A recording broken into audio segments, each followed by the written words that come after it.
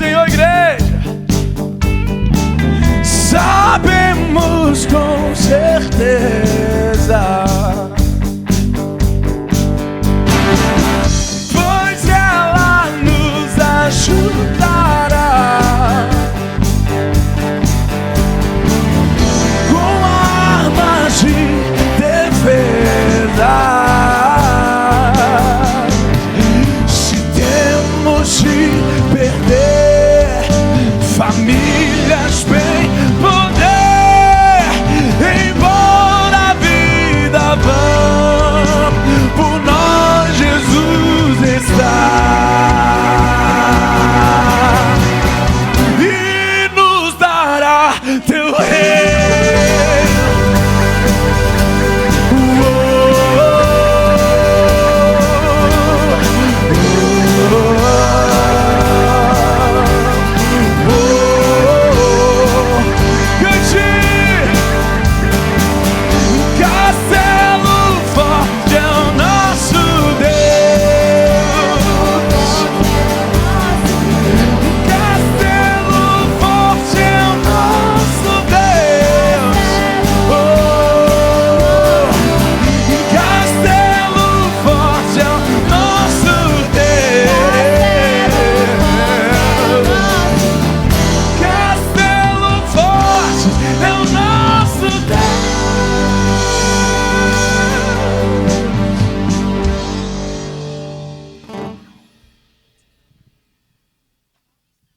Podeis assentar?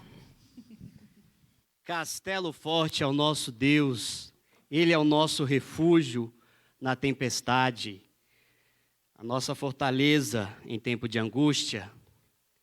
Então vamos iniciar mais um bloco da nossa conferência sobre a fé reformada e continuarmos refletindo sobre o porquê que este movimento tão importante ainda continua sendo importante nos dias de hoje. Porque se você olhar, quantas coisas podem ser destruídas quando nós nos distraímos?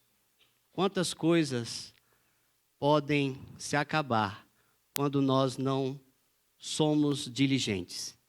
Então, que possamos aprender cada palavra aqui que tem sido pregada, cada ensinamento que tem sido passado, que essas palavras possam introjetar na sua vida, que elas possam fazer parte do seu dia a dia. Que tudo que você tem aprendido aqui faça diferença na sua segunda-feira. Que quando a angústia vier, você lembre que Castelo Forte é o nosso Deus. Que quando vier atacar a sua fé, você lembra que somente Cristo é o nosso mediador. Que é somente a fé que nos garante a salvação nele, que a Ele somente a glória, que é somente a Escritura que nós possamos embasar o que nós cremos. Vamos abrir nossas Bíblias no Evangelho de Mateus, no capítulo 8, do verso 5 ao verso 13. Mateus, capítulo 8.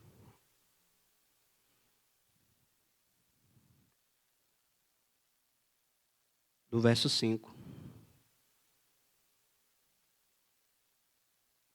ao 13. Vamos ler este texto de forma responsiva, em que eu lerei os ímpares e os amados os pares. Amém?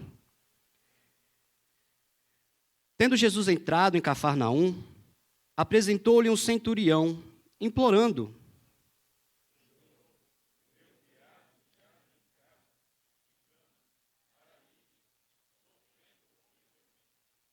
Jesus lhe disse: eu irei curá-lo. Senhor, não sou digno de que entres em minha casa, mas apenas manda com uma palavra, e o meu alface será curado. Pois também eu sou homem sujeito à autoridade. Tenho soldados às minhas ordens, e digo a este: vai, e ele vai, e a outro: vem, e ele vem. E ao meu servo: faze isto, e ele o faz. Ouvindo isso, admirou-se Jesus e disse aos que o seguiam: em verdade vos afirmo que nem Digo-vos que muitos virão do Oriente e do Ocidente e tomarão lugares à mesa com Abraão, Isaque e Jacó no reino dos céus.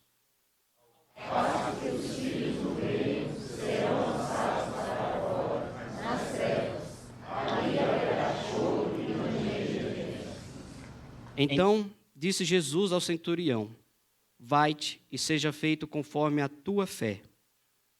E naquela mesma hora o servo foi curado. Somente a fé. Curva sua cabeça.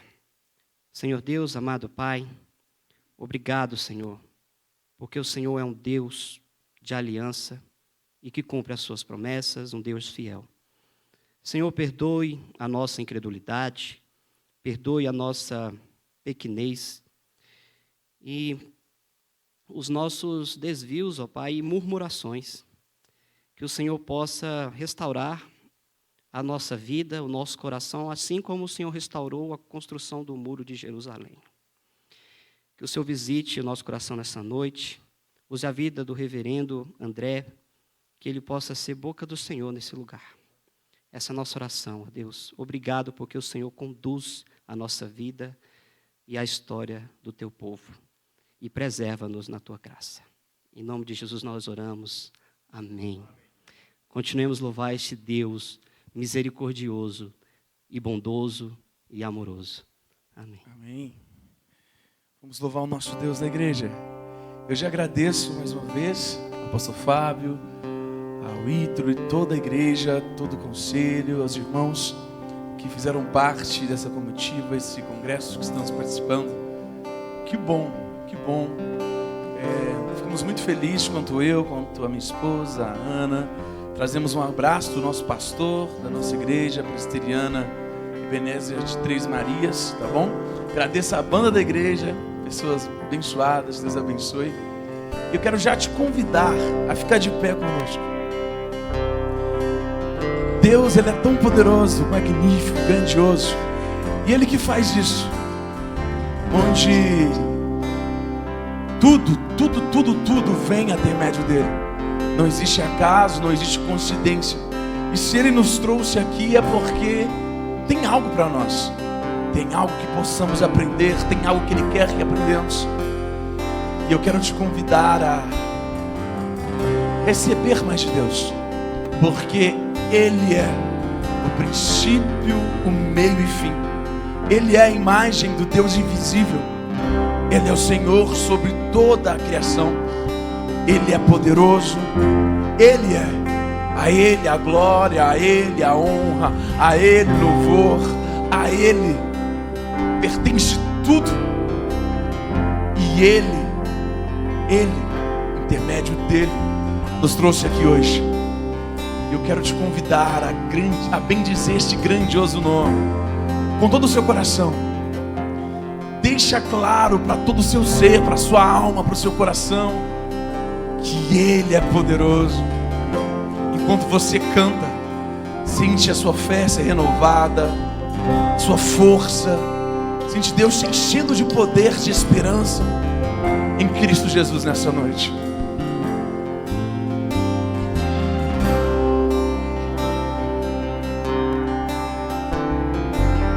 Deus, nós te louvamos, Pai.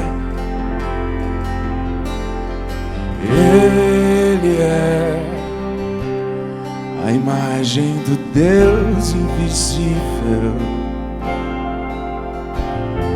Ele é Senhor sobre a criação, pois nele foram criadas todas as coisas, nos céus e na terra. Seja o trono, soberania,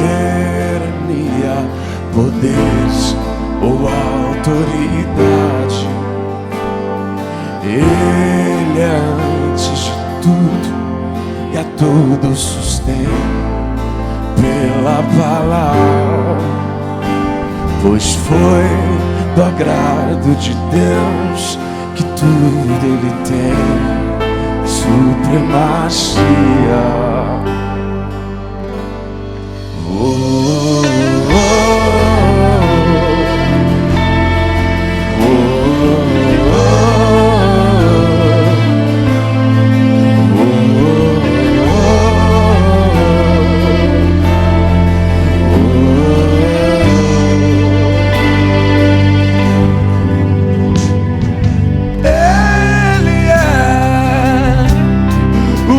esplendor da glória do Pai. Ele é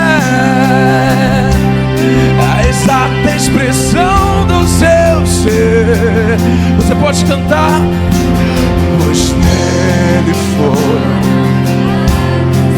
todas as coisas nos céus e na terra. Seja o trono, poderes ou autoridade, Ele é antes de tudo e a todos sustenta pela palavra. Pois foi do agrado de Deus que tudo Ele tem supremacia.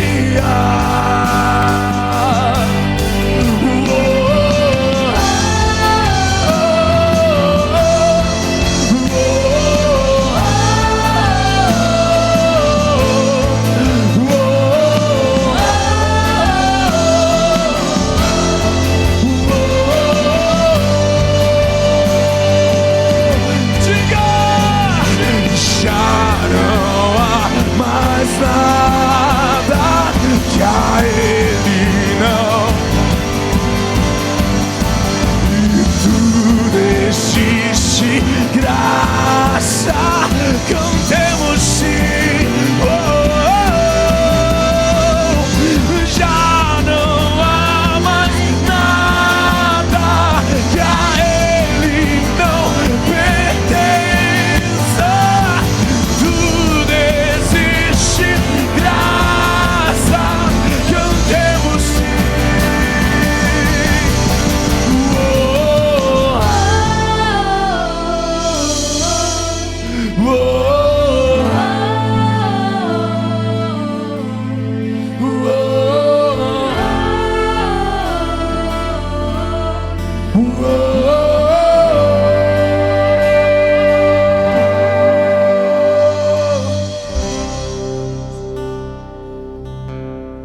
Ele é, né?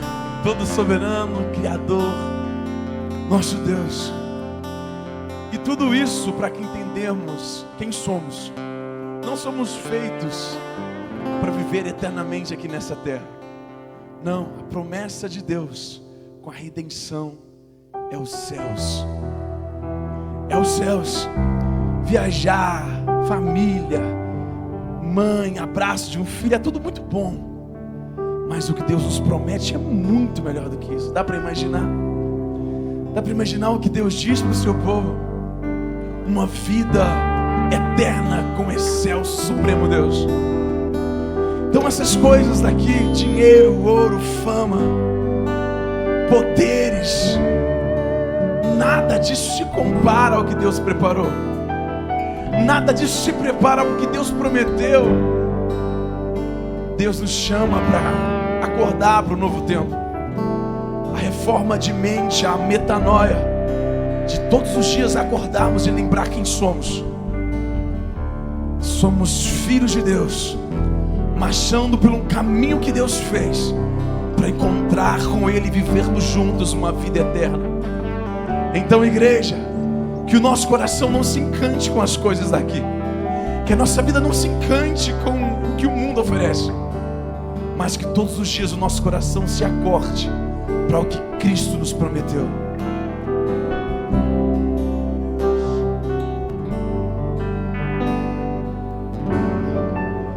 Eu não vou me apegar com as coisas daqui, pois eu sei há um lugar que me espera. Nós queremos Deus. Estrangeiro eu sou, o meu lar é o céu. Meu Jesus vem buscar a sua noiva, e Ele virá. Quem estiver na sua sua glória com Ele. Ele vem, não mais tristeza, não mais. Juntos, digno é o Cordeiro que se entregou. Ele vem.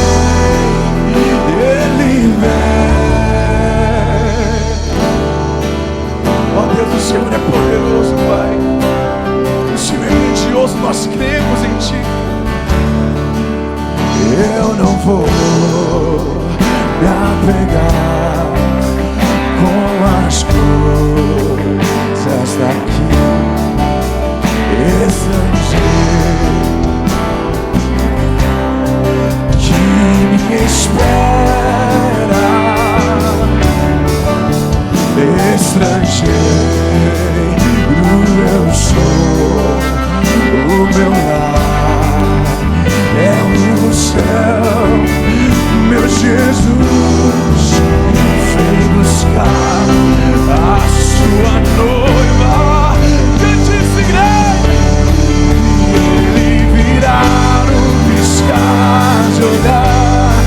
Quem estiver pronto com Ele irá na sua glória com Ele. Ele vem, não mais tristeza, não mais temor. Junto com os anjos cantar, eu vou. Digno é o Cordeiro que se entregou. Ele vem,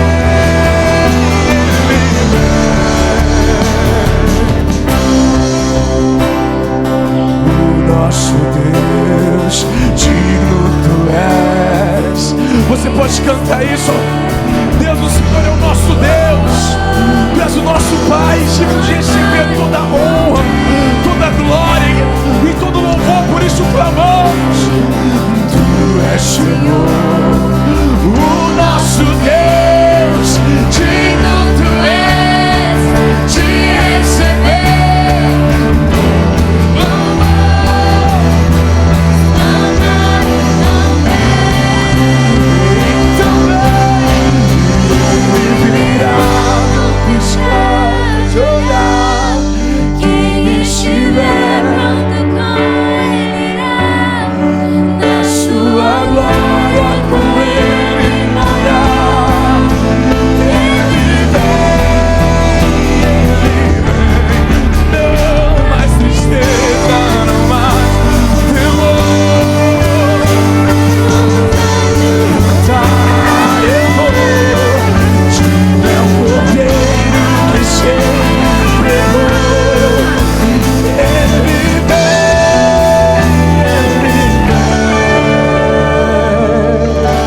Pode cantar isso? E Ele virá. Quem estiver na sua glória com Ele morar. Ele vem, não mais tristeza, não mais temor. Eu vou, digno é o Cordeiro que se entregou. Ele vem. Deus, assim entregamos a Ti o nosso louvor, Pai. Pedimos a Deus, por favor, nos faça digno de poder Te dar louvor. Deus, por favor, coloque em nós um coração de verdadeiros adoradores, que Te adora assim como o Senhor está à procura, em espírito e de total verdade. Nos capacita a ser prontos para adoração eterna contigo nos céus. Por favor, Deus, enquanto o Senhor não vem, nos encha com Teu poder, nos encha do Teu Espírito, Deus, e cada passo que dermos seja para a tua glória e para o teu louvor. Em cada vez que inspirarmos ao acordarmos, possamos lembrar que o Senhor é grandioso, poderoso, nosso Salvador, e vem nos buscar para contigo morar. Assim te entregamos o nosso louvor em nome de Jesus. Amém. Amém, amém, amém. Pode assentar. Pode assentar. Oh, queridos, que tempo precioso de sermos edificados, instruídos. Essas verdades tão preciosas, tão necessárias. Porque a reforma ainda é importante. Porque as crendices, as crenças, o paganismo, ronda a gente o tempo todo. E hoje, com a facilidade gigantesca, porque nós temos veículos de comunicação, como a TV e tantos outros meios, e eles abrem, não a janelinha, mas um janelão dentro da casa da gente, e eles, enxurrada de coisas, chegam.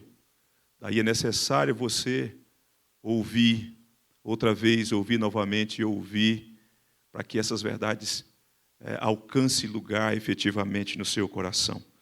Ontem nós já ouvimos sobre a importância, a autoridade, a suficiência da Escritura.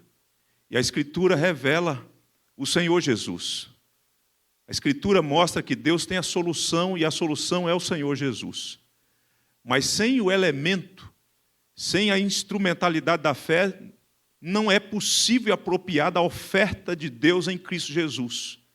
E daí nós convidamos, e ele aceitou de bom grado, o André Carolina, a quem eu convido, esse irmão querido, precioso, que serve ao Senhor nosso Deus na Igreja Presbiteriana de Brasília.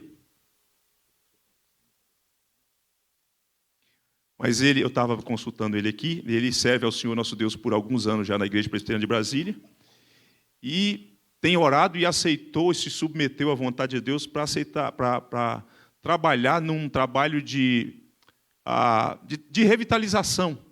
Houve uma redundânciazinha aqui. Ele vai para um campo aqui na nossa região mesmo, no Distrito Federal, o ano que vem, se Deus quiser, ele, a sua família, as suas crianças. E nós vamos orar e estaremos orando por você, André, para que esse desafio o Senhor te dê graça, unção, poder. É uma alegria recebê-lo nessa noite. Reverendo Robson, vem orar com o André, para Deus instrumentalizá-lo e usá-lo nessa noite. Você é bem-vindo, tá? Sua família aqui, a família da fé, uma parte dela.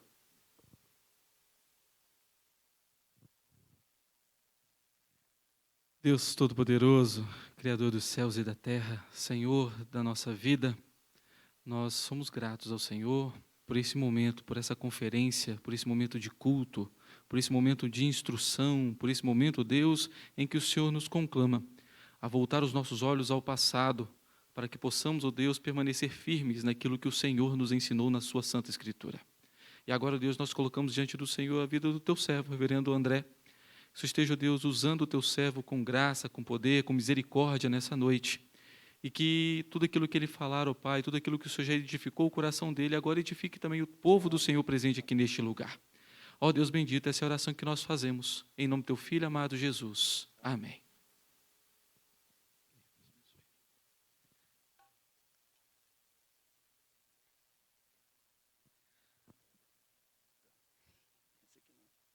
Boa noite, meus irmãos. Boa noite. Esse aí foi um boa noite da Reforma Escocesa. Boa noite. Boa noite. Agora melhorou. Meus irmãos, é uma alegria e um prazer estar aqui com vocês nessa noite, nessa conferência. E o Fábio já fez as apresentações. Quero convidar você a abrir a palavra do Senhor em Gálatas, capítulo 2. Texto de Paulo à igreja de Gálatas, ou às igrejas da Galácia, capítulo 2. Nós vamos ler do verso 17 ao verso de número 21. Gálatas, capítulo 2, do verso 17 ao verso de número 21. Diz assim a palavra do Senhor: Mas se, procurando ser justificados em Cristo, fomos nós mesmos também achados pecadores, dá-se-á o caso de ser Cristo ministro do pecado? Certo que não. Porque se torno a edificar aquilo que destruí, a mim mesmo me constituo transgressor. Porque eu, mediante a própria lei, morri para a lei, a fim de viver para Deus, estou crucificado com Cristo. Logo já não sou eu quem vive, mas Cristo vive em mim. E esse viver que agora tenho na carne, vivo pela fé no Filho de Deus, que me amou e a si mesmo se entregou por mim. Não anulo a graça de Deus, pois se a justiça é mediante a lei, segue-se que morreu Cristo em vão. Senhor, nós estamos diante da sua palavra e ela acaba de ser lida, e agora nós suplicamos que o Senhor fale a nós.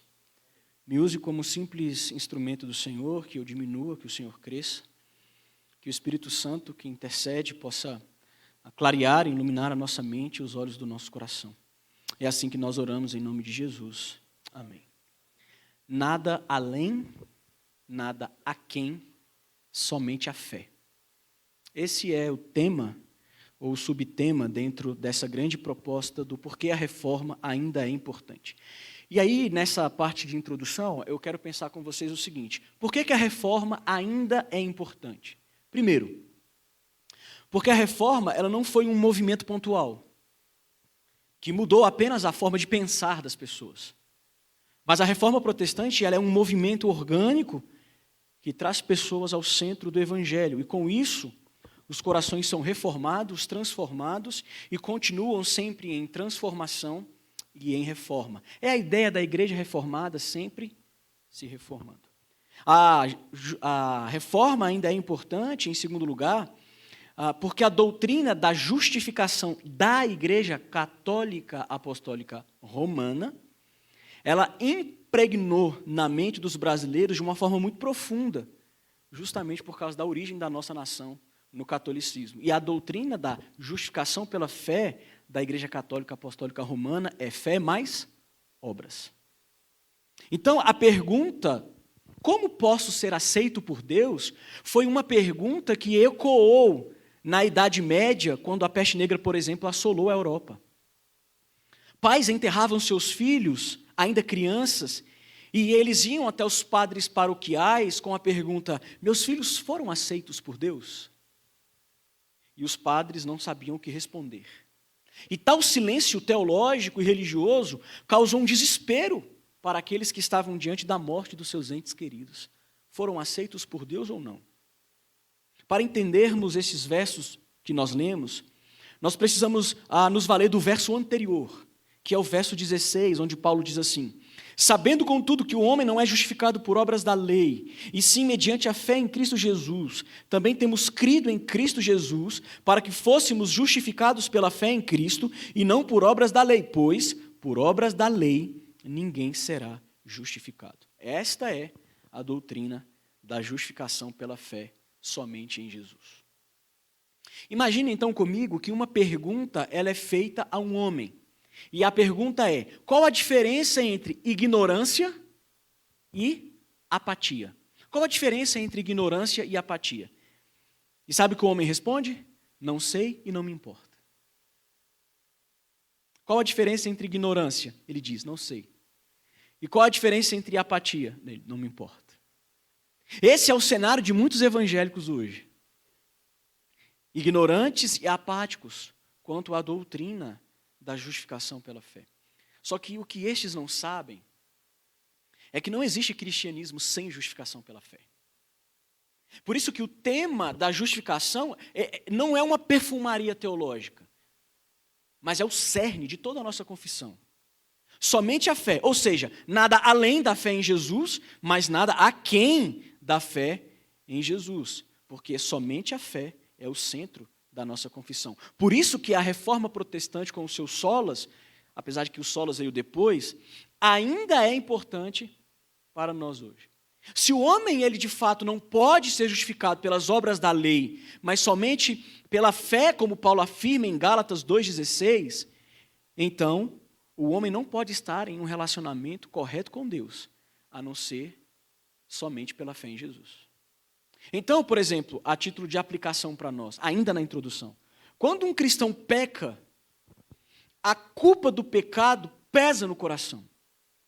Mas o entendimento correto da doutrina da justificação pela fé não permite que a culpa do pecado esmague ele. O que aconteceu com Lutero durante um tempo. Talvez a culpa dos seus pecados tenha esmagado você.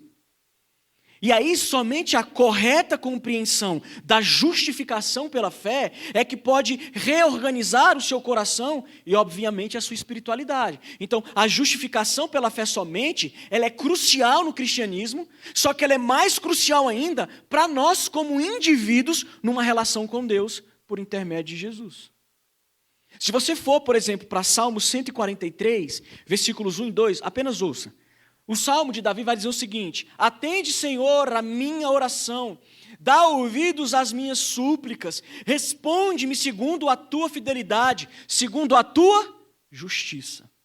Não entres em juízo com o teu servo, porque à tua vista não há justo nenhum vivente. Você consegue perceber que Davi, ele reconhece a sua injustiça perante aquele que é justo? Davi, o Salmo, de maneira geral, vai retratar Davi no momento de perseguição pelos inimigos, sendo pressionado por culpa. Davi se coloca diante de Deus e ele clama pela justiça divina. Davi tinha a consciência da justificação pela fé somente, obviamente que não com esse nome. Mas Davi não estava se apegando às obras da lei. Isso é muito claro no verso 11 do Salmo 143. Então, tanto Gálatas 2... especificamente o verso 16, como o Salmo 143, Antigo e Novo Testamento, nos mostram que ninguém pode se acertar com Deus obedecendo à lei, porque ninguém é justo. Mas Jesus Cristo, o justo, é quem nos justifica diante de Deus, ou a justiça de Cristo é imputado a nós somente pela fé. Eu quero ler aqui a citação do Philip Graham Ryken, e ele diz o seguinte: a justificação é o ato judicial por meio do qual Deus perdoa pecadores, considerando-os justos por causa da justiça de Cristo. Quando justifica um pecador, Deus declara que, no que concerne a ele, esse pecador é justo como seu próprio filho. Lembra lá de Romanos 4:3, que reverbera Gênesis 15:6? E Abraão creu, e isso lhe foi imputado para justiça. Entrando agora, de fato, no nosso texto, se procurados ser justificados em Cristo, fomos achados pecadores, seria o caso de Cristo ser ministro do pecado? Gálatas 2,17. É uma pergunta que Paulo está fazendo de maneira retórica, porque ele mesmo responde. A doutrina, então, da justificação pela fé, o sola fide, somente pela fé, levantou historicamente um problema óbvio. Ora, se Deus, por sua livre graça, nos declara justos, sem nenhum mérito humano, então por que eu devo me preocupar em ser uma pessoa melhor? Ou qual incentivo nós temos para viver uma vida para Deus? Parece que o sola fide, quando a gente observa por essa perspectiva, parece que ele soa de uma maneira meio que irresponsável. Porque é muito fácil. É por isso que no verso 17, Paulo responde à pergunta, certo que não. Cristo não é ministro do pecado. Só que para a gente entender esse versículo 17, a gente precisa ter em mente todo o contexto que está do verso 11 ao verso 15. Do verso 11 ao verso 15, Paulo está relatando aos leitores da carta, e esses leitores, eles estavam sendo influenciados pelos judaizantes. E qual influência era essa? Olha, vocês para serem salvos, vocês precisam adicionar elementos à fé. Vocês precisam adicionar obras da lei para vocês serem salvos. Vocês precisam se circuncidar de novo. Vocês precisam voltar a observar o calendário alimentar. Vocês precisam observar o calendário das festas. E aí, esses judaizantes estavam ali a todo custo pressionando os cristãos a retornarem ao quê? A elementos do judaísmo. Só que Paulo vai dizer que Paulo e Pedro, nos seus hábitos pessoais, eles viviam como pecadores gentios e não como judeus. Olha o verso 14. Quando, porém, vi que não procediam corretamente segundo a verdade do Evangelho, disse a Cefas, na presença de todos: se sendo tu judeu, vives como gentio e não como judeu, por que obrigas os gentios a viverem como judeus? Mas, em determinado momento, Pedro, por causa da presença e da pressão dos judaizantes, daqueles que eram da circuncisão, ele se afasta dos gentios, quebrando a comunhão. Verso 12: com efeito, antes de chegarem alguns da parte de Tiago, Pedro, você comia com os gentios. Quando, porém, chegaram, afastou-se e, por fim, veio a apartar-se, temendo os da circuncisão. É por isso que Paulo, ele resistiu Pedro face a face. O verso 11 vai dizer isso. E é nesse contexto, meus irmãos, que Paulo faz a afirmação da justificação pela fé, do verso 14 ao verso 16, que diz: quando, porém, vi que não procediam corretamente segundo a verdade do Evangelho, disse a Cefas, na presença de todos: se sendo tu judeu, vives como gentio e não como judeu, por que obrigas os gentios a viverem como judeus? 15. Nós, judeus por natureza, e não pecadores dentre os gentios, sabendo, contudo, que o homem não é justificado por obras da lei, e sim mediante a fé em Cristo Jesus, também temos crido em Cristo Jesus para que fôssemos justificados pela fé em Cristo e não por obras da lei. Pois por obras da lei ninguém será o quê? Justificado. É dentro desse contexto que Paulo vai no verso 17 fazer o quê? Responder a pergunta retórica que ele mesmo faz. Não, Cristo não é o ministro do pecado. Entende por que os judaizantes eles estavam acusando o Cristo que Paulo pregava de ser ministro do pecado? Havia esse burburinho. E Paulo, então, lhe responde por meio dessa carta dizendo: Cristo não é ministro do pecado. Por que Pedro e Paulo eles não estavam mais presos à justificação pelas obras da lei, como os judeus, mas estavam amparados na justiça de Deus manifesta em Jesus. Então, Philip Ryken vai afirmar o seguinte: eles haviam chegado à fé em Cristo, mas ainda viviam como pecadores. Por isso, alguém precisava cobrar deles um padrão moral mais alto. E os judaizantes eram exatamente os homens apropriados para tal tarefa. E aí Lutero é assertivo na Reforma quanto a essa questão do justificado mais pecador, né? É o simultaneamente justo, mas também pecador. E aí Lutero vai afirmar o quê? Um cristão não é alguém que não tem pecado ou não sente pecado. Ele é alguém a quem, por causa da sua fé em Cristo, Deus não imputa seu pecado. Logo, meus irmãos, a doutrina da justificação pela fé somente não promove o pecado, como alguns judaizantes queriam confundir as mentes, né, dos cristãos gentios da região da Galácia. Pelo contrário, a doutrina que faz isso é a da justificação pelas obras. E é por isso que Paulo diz lá no verso 18: porque se torno a edificar aquilo que destruí, a mim mesmo me constituo o quê? Transgressor. A doutrina, então, da justificação pelas obras, nas palavras de Paulo, é fazer o quê? Destruir aquilo que eu mesmo edifiquei. O que Paulo está dizendo? Quando você adiciona mérito humano para a salvação, você vai destruir aquilo que o Evangelho construiu. Então, a tentativa humana em reconstruir aquilo que o sacrifício de Jesus derrubou, é isso que faz do homem o quê? Um transgressor.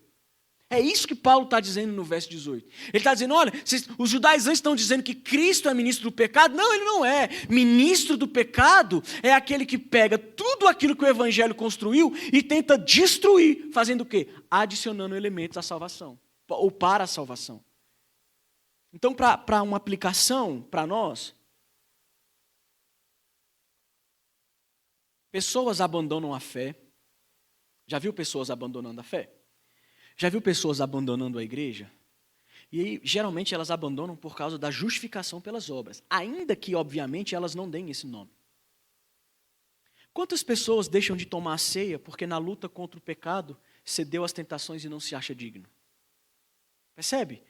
Ô pastor, hoje eu não vou sair não, sabe porque a semana foi difícil, eu pequei demais, não deu certo. Não entendeu nada da justificação pela fé. O que Paulo fala? Examine o homem a si mesmo e aí, se você vê que se você está bem com Deus, você toma. Se você acha que você não está muito legal com Deus na semana, o que você faz? Você se abstém da ceia. É isso que Paulo fala? Ele diz, examine o homem a si mesmo e participe. Quantos deixam de lutar contra o pecado porque caem no mesmo tipo de pecado há muitos anos, luta contra esse pecado há muitos anos, e ele fala o quê? Não dá para vencer esse pecado não. Esse pecado é mais forte do que eu. Não tem, então é melhor me entregar. Não entendeu a doutrina da justificação pela fé. O sola fide. Quantos não duvidam do amor de Deus? Já viu aquela expressão? A minha oração não passou do teto. Pastor, é tanto problema, é tanto sofrimento, é tanta luta, é tanta tribulação, é tanta dificuldade, que quando eu vou orar no quarto, não passa do teto a oração. Não entendeu a doutrina da justificação pela fé. Entende por que a reforma ainda é importante hoje? Entende por que é importante a gente falar sobre esse solas que foi cunhado aí pós-reforma? Paulo exortou a Pedro justamente por quê? Porque ele havia morrido para a lei. Quando? Quando ele acolheu os gentios. Lembra lá de Atos 10? Pedro tem uma visão, desce o lençol, desce os animais, o Senhor fala, mata e come, ele diz, jamais comi coisa impura, Senhor. Aí o que Deus fala para ele? Pedrão, não diga que é impuro aquilo que eu purifiquei. Ele acolhe os gentios, ele vai, ele prega, ele dorme na casa. O judeu não podia dormir na casa do gentio, isso era pecado mortal. Pedro vai lá, dorme, aí Atos 11, ele vai ter que se explicar para a igreja por que ele, teve comunhão com os gentios. Ele falou, eu não sei, eu estava pregando o evangelho, o Espírito Santo desceu e aí o fogo foi assim. Não sei não, mas do mesmo jeito que foi lá em Atos, foi aqui. O negócio foi genuíno. Só que tempos depois, por causa da pressão dos religiosos, lá em Antioquia, Pedro ele começou a usar a lei como crivo para entrar em comunhão com os gentios cristãos. Pedro estava derrubando com uma mão o que eles haviam construído com a outra. E é por isso que Paulo resiste Pedro face a face. Então Paulo, ele estava alertando a Pedro a não edificar nada em cima do fundamento. Qual era o fundamento? Salvação somente pela fé em Jesus. Pedro, não coloque nada. Por quê? Porque o propósito da lei nunca foi revelar, o propósito da lei é revelar que nós somos o quê? Pecadores. O propósito da lei nunca foi salvar. A lei nunca foi uma proposta de salvação, mas uma revelação do estado do nosso coração, depravados. É só a gente ir lá para o Egito. Deus fez assim, olha, tá aqui a lei, viu? Está aqui os 10 mandamentos. Cumpra direitinho, que aí eu volto para libertar vocês. Foi isso? Não, não foi. Deus ele desce e ele liberta. Depois que ele liberta, o que ele faz? Agora tem uma lei. Obedeçam e me adorem. Percebe? A lei nunca foi proposta de salvação. Ela sempre foi proposta do quê? De revelar quem a gente é. Então, reerguer a lei como crivo para salvação / comunhão, resulta no quê? Não na salvação, mas na condenação. E torna o homem o quê? Santo? Não. Torna o homem o quê? Gálatas 2,18. Transgressor. Entende então por que a doutrina da justificação pela fé ela é tão cara ao protestantismo? Porque sem ela não existe o correto entendimento da salvação e do quê? Da nossa relação com Deus por intermédio de Jesus. Aí é por isso que no verso 19 Paulo vai dizer o quê? Porque eu, mediante a própria lei, morri para a lei a fim de viver para Deus. Estou crucificado com Cristo. Então, é por isso que Paulo, no verso 19, afirma que a justificação somente pela fé em Jesus nos leva ao quê? A morrer para a lei. E morrer para a lei significa ter sido crucificado com Cristo. Atenção. Não é a lei que morre. É Paulo que morre para a lei. Nós morremos para a lei. Pastor, o que é morrer para a lei? É não obedecer à lei? É não se atentar para o que a lei diz? Olha o que João Calvino, estamos falando da reforma, né? Olha como que João Calvino responde essa pergunta. Morrer para a lei é renunciá-la e ser liberto de seu domínio para que não tenhamos confiança na lei e ela não nos mantenha cativos sob o jugo da escravidão. É não se apoiar na lei para ser salvo. E aí outra pergunta surge. Como alguém morre para a lei mediante a própria lei? Porque é isso que Paulo está dizendo. Porque eu, mediante a própria lei, morri para a lei.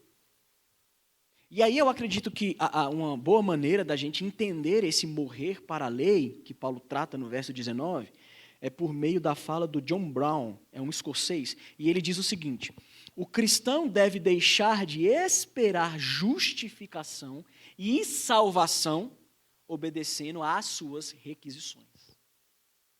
Então, o que é o morrer para a lei mediante a lei? É diante da lei você entender que você não precisa obedecer à lei para você ser justificado ou para você receber a redenção. Então, como eu disse, a lei ela nunca foi proposta de salvação, mas ela foi, como diz Paulo, um aio, um guia até aquele que de fato pode nos justificar, que é Jesus. Então, Deus está dizendo o seguinte, olha, você é isso, André Carolina, e vem a lei e mostra quem eu sou. Ah, eu sou esse pecador miserável, sou. Tá, e como que eu faço para deixar de ser esse pecador miserável? Aí Deus diz, a lei é essa trilha, ela vai te guiar para alguém. Oh, Jesus Cristo. Não é a lei, mas a lei me conduz para aquele que de fato pode me justificar. Então nenhum homem poderia cumprir a lei para a salvação. Por quê? Porque pela lei nós estamos mortos, e morto não faz nada. Contudo, Cristo vem em carne, cumpre a lei, leva sobre si a pena da lei, que é a morte. A pena de morte que a lei requer, ela foi satisfeita em Jesus. A lei não tem mais poder sobre nós. E por que não?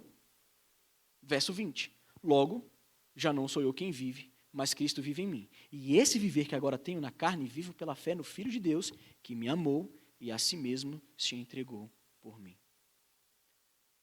A lei não tem poder sobre nós porque nós fomos crucificados com Cristo. Não sou mais eu quem vive, mas Cristo. Cristo é quem vive em mim. E esse viver que tenho nessa carne aqui, eu tenho e eu vivo pela fé. Em quem? Aí ele fala, no Filho de Deus. Então, quando Paulo morreu para a lei, quando foi que Paulo morreu para a lei? Quando Cristo morreu na cruz. Quando é que eu e você morremos para a lei que nos condenava à morte? Quando Cristo morreu na cruz. Então, por exemplo, essa consciência do sola fide, da justificação somente pela fé, ela precisa gerar em mim e você o quê? Uma leveza em nossa relação com quem? Em nossa relação com Deus. Olha Romanos capítulo 8, só escuta, porque isso aqui você sabe de cor e salteado. E vai ter aí no slide, provavelmente. Romanos 8, do verso 35 ao 39.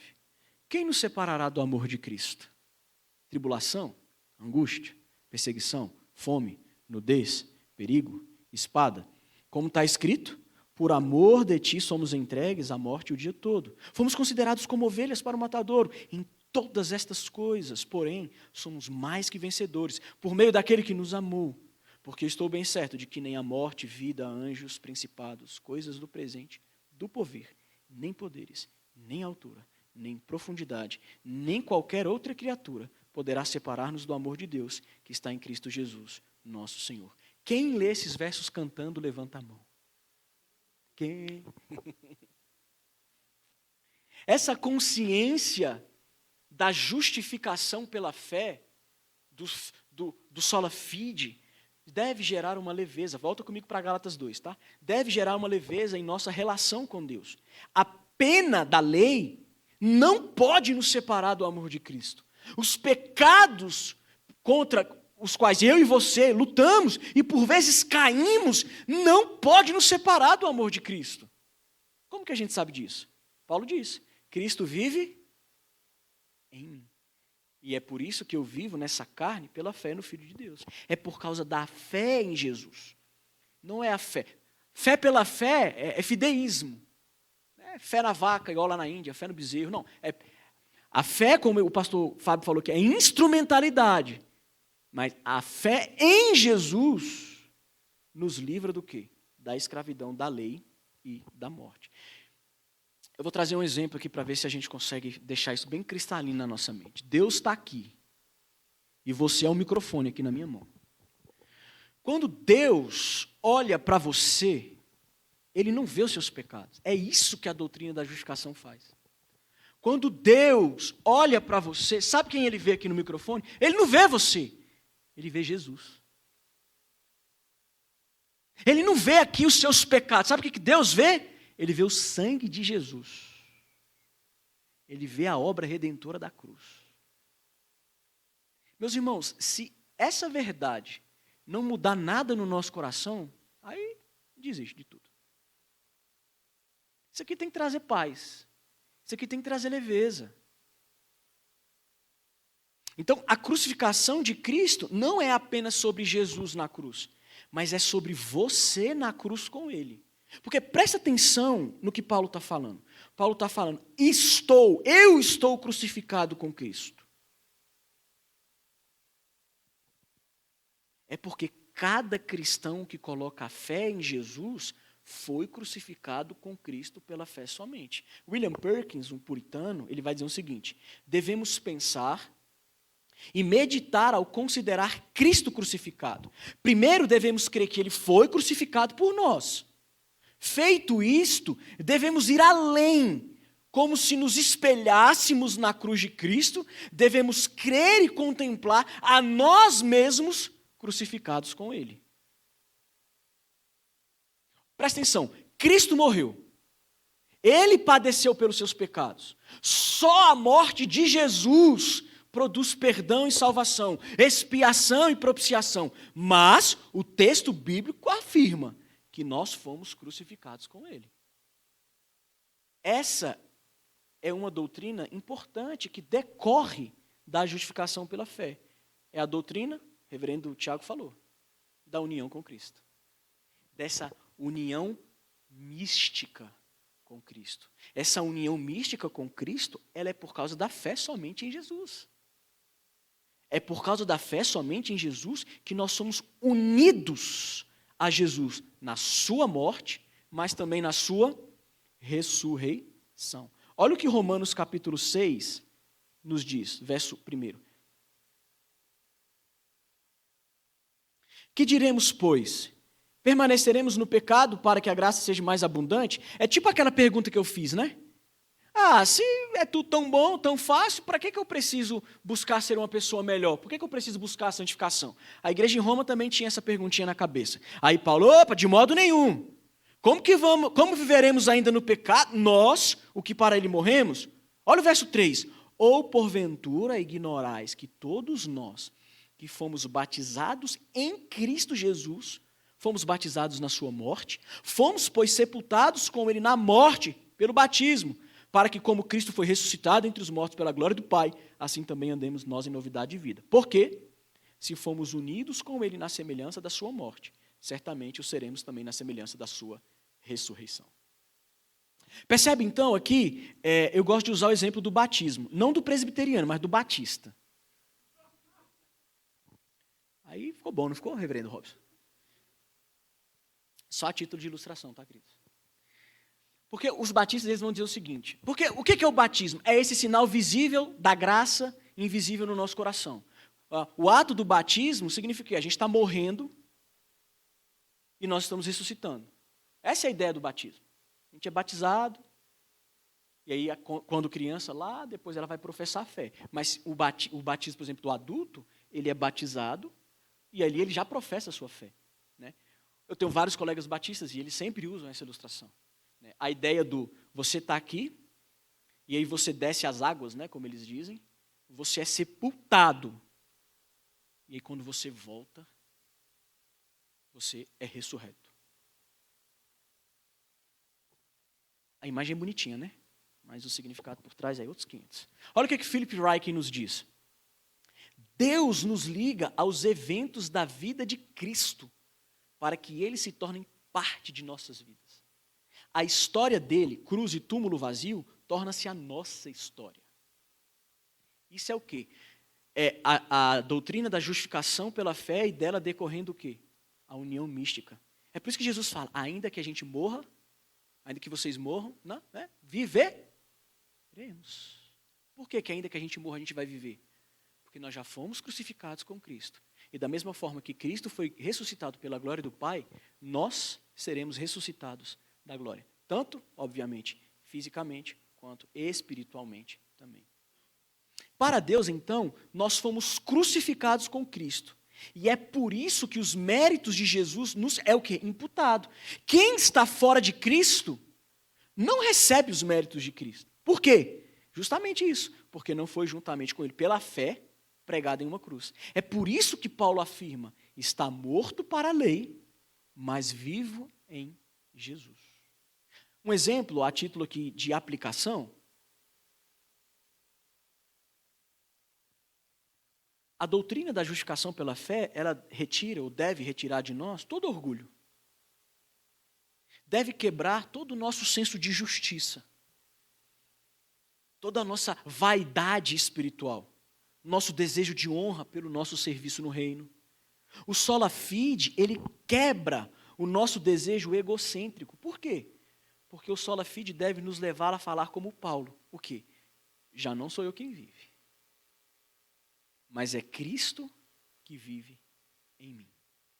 Shirley MacLaine, no seu livro The Seven Deadly Sins Today, acho que a melhor tradução seria os 7 pecados capitais, ela traz uma afirmação muito característica da nossa geração. Olha só o que ela diz.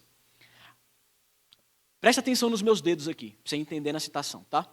A mais agradável jornada a qual você se submete é através de si mesmo.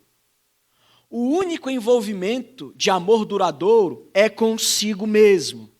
Quando você olha para trás em sua vida e tenta descobrir onde esteve e para onde está indo, quando você olha para o seu trabalho, seus amores, seus casamentos, seus filhos, sua dor, sua felicidade, quando você tem tudo isso bem de perto, o que descobre mesmo é que a única pessoa com quem você realmente vai para a cama é você mesmo. A única pessoa com quem você veste é você mesmo. A única coisa que você deve fazer é trabalhar para a consumação da sua própria identidade. É uma fala bem pós-moderna, né? Eu. Mas o sola fide, essa doutrina da justificação pela fé somente, nos mostra que quando a gente deposita a nossa fé em Jesus, nós somos crucificados com Ele.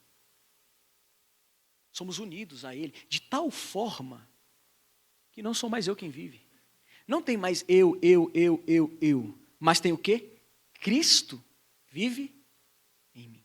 Então, o sola fide é totalmente contrário aos valores pós-modernos de uma vida voltada para o quê? Para o próprio umbigo. Paulo está declarando que viver para Deus, pela fé, é morrer para si mesmo. Estar unido a Jesus por meio da fé é estar crucificado para mim mesmo, para os meus desejos, anseios, vontades. É passar a viver para o quê? Só lhe deu glória.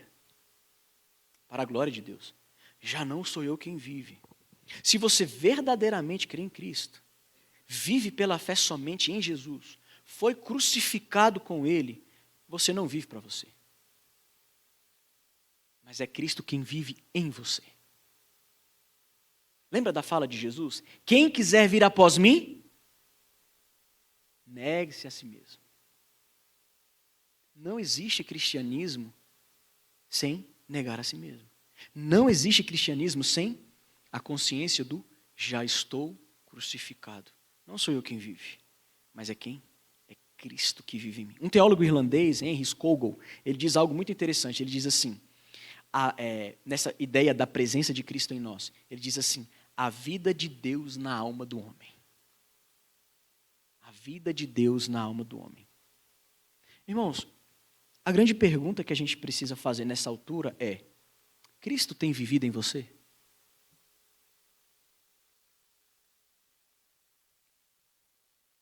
Você pode, pela fé, falar como Paulo: olha, já não sou eu quem vive, mas é Cristo que vive em mim. Ou você talvez está seguindo a fala pós-moderna da McLean: a única coisa que você deve fazer é trabalhar para a consumação, olha a linguagem teológica, da sua própria identidade. Lembra da pergunta? Se Deus, por sua livre graça, nos declara justos sem nenhum mérito humano, então por que eu devo me preocupar em ser uma pessoa melhor?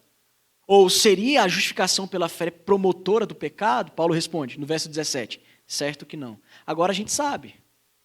Por que não? Agora sabemos que a justificação pela fé não promove o pecado, antes dela decorre o quê? A nossa união com Cristo. Nossa morte na cruz, a vida de Cristo em nós. Assim como Cristo não ficou na cruz, nós também não. Assim como Jesus deixou um túmulo vazio, também vamos deixar. Em Jesus, Deus nos deu toda uma nova vida para ser vivida nele. Por isso Cristo vive em mim. Uma vida para Deus como resposta a esse imenso amor com o qual ele nos amou. É por isso que lá no verso 20, na parte B ele fala: e agora essa vida que vivo na carne, vivo pela fé no Filho de Deus, que me amou e a si mesmo se entregou por mim. Então aqui caminhando para o final, Paulo encerra seu argumento da justificação pela fé no verso 21, dizendo: não anulo a graça de Deus. Paulo está dizendo: ou Jesus Cristo fez tudo ou ele não fez nada. Ou é tudo sobre Jesus ou é tudo sobre os homens. Ou é pura graça, ou Cristo morreu em vão. Ou é sola fide, somente a fé, ou Cristo morreu inutilmente. Sua morte foi desnecessária. Tem uma fala do Timothy George que ela é muito forte. E ela diz assim: se acrescentarmos obras da lei ao sacrifício da cruz, então certamente zombamos da morte de Jesus, assim como aqueles soldados que cuspiram nele. Assim como aqueles ladrões que lançavam insultos contra ele. Assim como aquela multidão que gritava: desça da cruz. Não anulo a graça de Deus. Essa é a afirmação de Paulo. E deve ser a nossa. Não anulamos a graça porque confiamos somente na obra de Cristo. Não anulamos a graça porque descansamos na justiça de Jesus. Não anulamos a graça porque não olhamos para as obras das nossas mãos, mas olhamos, nos estribamos, confiamos, nos apoiamos nas obras das mãos que foram traspassadas. Ou na palavra do reformador Lutero, quando Deus nos imputa a justiça de Cristo, este age como um guarda-sol contra o calor da ira divina. A justificação é, antes de tudo, o decreto de absolvição que Deus pronuncia sobre nós, declarando-nos justificados a despeito de nossa pecaminosidade. Digo mais, a justificação não é a resposta de Deus à nossa justiça, mas a amorosa e perdoadora declaração de Deus de que nós, a despeito de nosso pecado, somos agora absolvidos, quer dizer, declarados justos. Imagina comigo, tem um tribunal, tem o juiz e o réu aqui na frente, e o juiz vira para o réu e fala assim: olha, você cometeu vários delitos, a pena é grande, a ficha é extensa, você não é justo, porque você cometeu vários atos de injustiça. Mas eu declaro você justo, pode ir embora.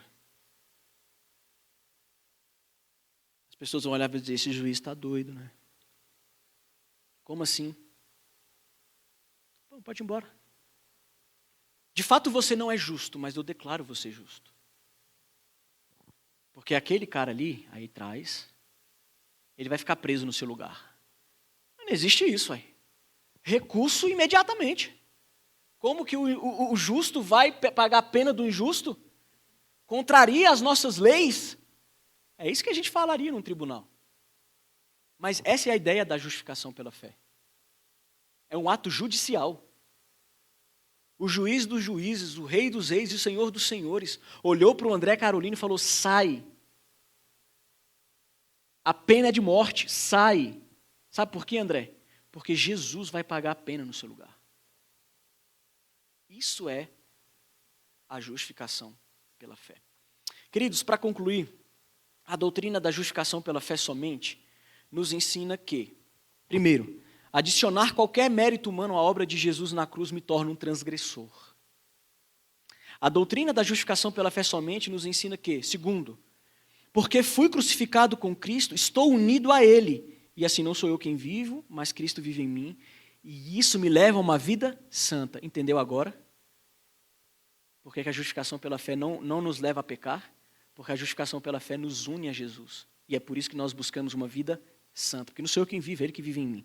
E a terceira verdade que a doutrina da justificação pela fé nos ensina é que somente vivemos uma vida para Deus quando nós compreendemos verdadeiramente a justificação pela fé. Nem além, nada além, nem a quem, mas somente a fé em Jesus. Vamos orar? Feche seus olhos. Senhor, nós te damos graças, porque quando a gente reflete na maravilha da Tua palavra, é inconcebível para a mente humana um plano redentivo tão maravilhoso como esse. E às vezes, para nós humanos, parece até meio injusto, né? Um Deus justo a sofrer e pagar os pecados que nós deveríamos. Mas isso é o conceito de graça. Nós rogamos, ó Deus, não permita que a doutrina da justificação pela fé não seja por nós estudada, pensada, refletida e, acima de tudo, praticada. Praticada quando o pecado vem nos visitar e a gente luta contra o pecado, não na nossa força, mas na dependência do Teu Espírito. Ajuda-nos, Deus, a viver na prática a doutrina da justificação pela fé, quando formos assolados pelos valores do mundo, que a gente se lembre, não vivo eu, mas Cristo vive em mim.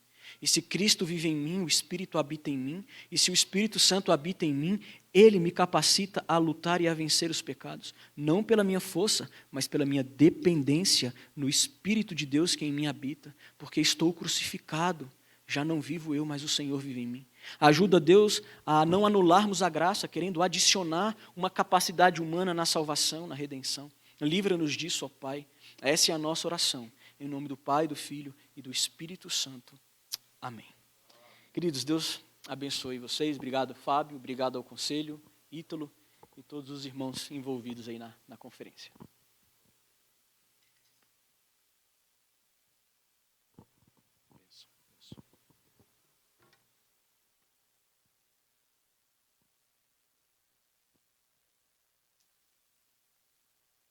Cristo Jesus, o justo para quem Deus olhou e o levou a assumir o nosso lugar. Você já o recebeu? Ele já é o seu Salvador? Ele é o seu mediador? Se sim, quando Deus olha para você, quem Ele vê? Ele vê você? Ele vê Jesus. Quando eu entendi isso, porque nos primeiros dias da fé cristã, da minha experiência, eu tinha minhas crises, sabe, André? Eu não conseguia concatenar essas coisas, ninguém parou para me instruir, mas o dia que eu entendi, eu dormi diferente. Eu coloquei a minha cabeça no travesseiro e dormi sossegado. Eu entendi que Deus havia declarado no seu tribunal, justificado, está perdoado. Meu filho pagou a sua dívida. E eu me apeguei com as minhas forças, que não são muitas, com esta mão, a mão da fé, e segurei definitivamente. E tenho vivido assim. Louvado seja Deus, André, por sua vida, que veio e partilhou conosco e foi aplicando ao longo do caminho essa verdade. Você já o recebeu? Vou perguntar de novo. Você já o recebeu como seu Senhor e Salvador? Se você já o recebeu, você pode cantar assim. Quem nos separará do amor de Cristo? Com isso, Denis, estou convidando você, os meninos das cordas. Depois que o Neto me falou que essas canções... Vocês já perceberam que o meu repertório é antigo, né? E essas canções contemporâneas eu não consigo. Eu vou com os meninos, mas não me lembro de nenhuma. Eu fico tentando. Mas tem essas aí que é da nossa geração, você entende, né? Aí sim, eu lembro. E é a Escritura, né? É a Escritura. Vamos ficar em pé e vamos cantar essa? quem nos separará? Talvez você... quando o André falava, eu fiquei pensando, gente, eu já vi no culto, eu sou um pastor antenado. Às vezes eu olho assim, o presbítero tá indo com os elementos da ceia, o pão, o suco de uva, e eu vejo que um se esquiva, eu falo, ih, rapaz, brigou com a mulher agora de manhã. E algumas vezes eu ligo pro cara na semana, ligo pra irmã, falo assim, vem conversar comigo pra gente orar. Pastor, aquele dia não deu. E aí eu falo do evangelho. Talvez você veio e você já se sentiu assim. Você precisa compreender que não pode ser nem além, nem aquém da fé somente em Jesus. E uma vez que você tem essa fé, você pode cantar, nada nos separará desse amor de Deus em Cristo Jesus. Vamos cantar. Quem nos separará do amor de Cristo? Será a tribulação, angústia ou perseguição? Cante!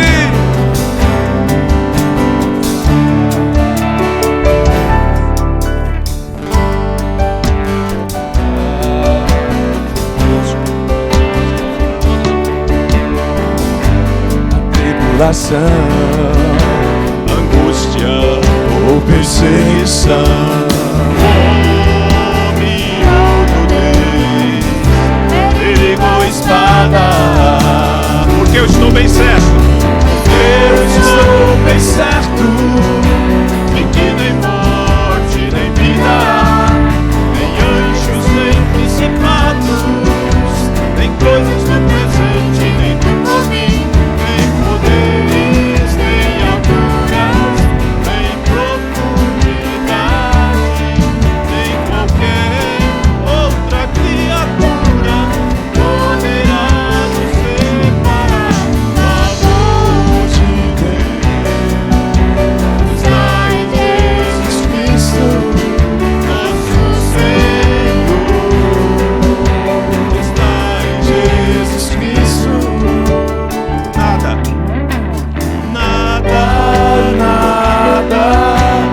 poderá nos separar. Nada poderá nos separar do amor de Deus que está em Jesus Cristo, nosso Senhor. Está em Jesus Cristo.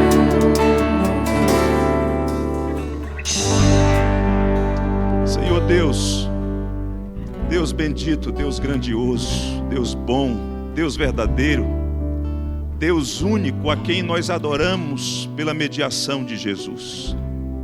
Engrandecido seja o teu nome, Senhor nosso Deus, por tua presença santa, bendita entre nós. Bendito seja o teu nome por esta oportunidade que nos concedes, de neste fim de semana meditar, reler, ouvir outra vez, por meio desses homens que o Senhor Deus levantou na nossa geração, para serem arautos, pastores do rebanho do Senhor nosso Deus. Bendito seja o teu santo nome, Senhor, porque aqui na IPG2, por bondade e graça do Senhor, tem gotejado a tua doutrina. O Senhor Deus tem sido gracioso para conosco, tem levantado sobre nós o rosto, tem cuidado da família IPG2, do conselho dessa igreja, dos presbíteros dessa igreja, dos diáconos dessa igreja, dos membros dessa igreja. O Senhor Deus tem se manifestado graciosamente para conosco. Louvado seja o teu nome, Senhor, pela vida do Denis, da sua esposa, sua família, pelo seu ministério na igreja presbiteriana em Três Marias, junto ao reverendo Clóvis e à liderança ali. Que o Senhor Deus o abençoe, que o Senhor Deus continue usando ele lá na docência, no ensino, juntamente com a equipe pastoral. Que o Senhor Deus o guarde, que o Senhor Deus o leve em paz e em segurança. Amanhã, com a graça do Senhor, ele seguirá servindo ao Senhor Deus ali na igreja do Núcleo Bandeirante, a igreja pioneira. Que ele seja uma bênção lá também, neste fim de semana. Nossa gratidão ao Senhor Deus pela vida do André Carolino, ó Deus. Nós oramos por este novo campo para o qual o Senhor Deus o está levando. Que o Senhor Deus lhe dê sabedoria, discernimento, lhe dê poder, lhe dê graça, ó Deus, para que ele, juntamente com a liderança ali já constituída, ele possa pastorear como o Senhor Jesus, ele possa olhar para o rebanho ali e se compadecer daquele rebanho e alimentar aquele rebanho com o evangelho do Senhor Jesus. Cuide da esposa do André, cuide dos seus meninos. Essas transições nos deixam apreensivos, ó Deus, que aquela paz que excede todo entendimento guarda o coração e a mente dele. Obrigado pela vida do Tiago aqui conosco, obrigado pela sua estada entre nós neste fim de semana. Amanhã ele segue conosco. Que o Senhor Deus continue instrumentalizando a sua vida para nos falar da parte do Senhor, nosso Deus e Pai. Nossa gratidão pela vida do reverendo Márcio, que está aqui com a igreja presbiteriana de Lusiânia. Que o Senhor Deus os leve em paz, que o Senhor Deus os guarde e os livre do mal, que eles cheguem bem e encontrem os seus bens, em nome de Jesus. E a todos quanto aqui estão nessa noite, que o Senhor Deus os abençoe grandemente, Pai. Oh Deus, Tu pode nos privar, Senhor, de bens, Tu pode nos privar até mesmo da saúde, mas não nos prive da Tua presença, não, Senhor. Não nos prive da Tua graça, porque a Tua graça é melhor do que a vida. E que a graça do nosso grande Deus, Salvador Jesus Cristo, que o amor de Deus o Pai, o Deus que nos declarou justos por conta da justiça do Seu Filho Jesus, e que a comunhão, a consolação, o amor, a paz, a alegria, a presença permanente e abundante do Espírito Santo sejam com todos nós. Igreja de Deus aqui reunida e espalhada por toda a terra, agora e sempre. Amém, amém, amém.